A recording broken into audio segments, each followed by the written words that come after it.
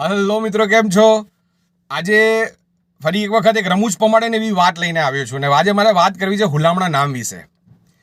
દરેક વ્યક્તિનું છે ને કંઈક ને કંઈક હુલામણું નામ હોય. એના પોળમાં, એના મોહલ્લામાં, એના વિસ્તારના, એના ગામની અંદર છે ને હુલામણું નામ હોય અને એમને હુલામણા નામથી જ ઓળખતા હોય. એના સાચા નામથી બહુ ઓછા લોકો ઓળખતા કે આ ભાઈનું નામ આ છે સાચું નામ. અને સાચું નામ તમારી આજુબાજુમાં રહેતા લોકોને ક્યારે ખબર પડે ખબર છે? સાચે જે મારો અનુભવ છે, જ્યારે પોસ્ટમેન આવે ને, ટપાલ આપવા આવે, કાગળ આપવા આવે, ત્યારે ખબર પડે કે આ ભાઈનું નામ, આ સાચું નામ આ છે. અને બીજી વખત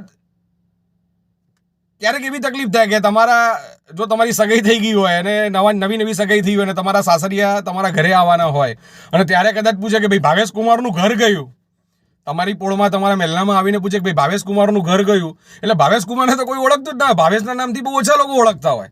પછી કોઈક ડાયો માણસ હોય એટલે કે અચ્છા ભાવેશભાઈનું ઘર શોધો છો? એ ભોપા, આ તમારા ઘરે મહેમાન આવ્યા એટલે સીધો જ સીન શોર્ટ થઈ જાય ભોપાનો.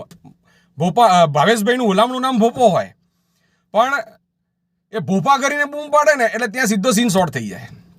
અને એવી જ રીતે તમારા કોઈ કલીગ્સ આવ્યા હોય, તમારા કોઈ સહકર્મીઓ આવ્યા હોય અને ત્યાં આવીને પૂછે કે ભાઈ જયભાઈનું ઘર ગયું, મુકેશભાઈનું ઘર ગયું, જે પણ તમારું સાચું નામ હોય એ નામથી ઉચ્ચારે ને ત્યાં પૂછે કે ભાઈ એમનું ઘર ગયું, એમનું તમારું ઘર શોધતા હોય. અને પછી એમની સામે તમારા જે મિત્રો હોય કે જે મહેલાપોળવાળા હોય કે જે વિસ્તારવાળા ગામવાળા હોય ને પછી પૂછે, અલા આ તો પેલા રમલાનું ઘર, એને ભાઈનું નામ સરસ હોય, રમેશભાઈ એમનું નામ હોય, અલા આ તો પેલા રમલાનું ઘર શોધે છે, એ રમલા આ તારા ઘરે મહેમાન આવ્યા છે, એમ કરીને પછી થોડી વાર રમેશભાઈ બહાર આવે, મુકેશભાઈ બહાર આવે, મુકેશભાઈને પણ મુકા કરીને ઉચ્ચારે, એ મુકલા એમ કરીને ઉચ્ચારણ કરે.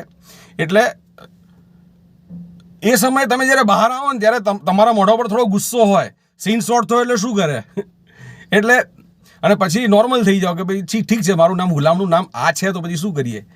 પછી ઘરવાળાએ થોડું વિચારે કે ના ભાઈ હવે છે ને એના સાચા નામથી જ આપણે છે ને મહેલાપોળમાં બોલાવવાનું રાખીશું, એટલે બધા એને એ નામથી બોલાવે. લગભગ આવું ક્યારેક ને ક્યારેક થતું હોય છે.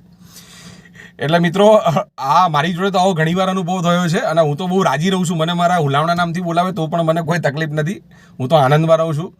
એટલે તમને પણ જો કોઈક આવી રીતે તમારા મહેલાપોળ કે તમારા ગામ વિસ્તારની અંદર હુલામણા નામથી બોલાવતું હોય ને અને ક્યારેક પણ આવી તકલીફ થઈ હોય તો જરૂરથી મારા કોમેન્ટ બોક્સમાં તમે મને જણાવજો, તો મને ખૂબ આનંદ થશે.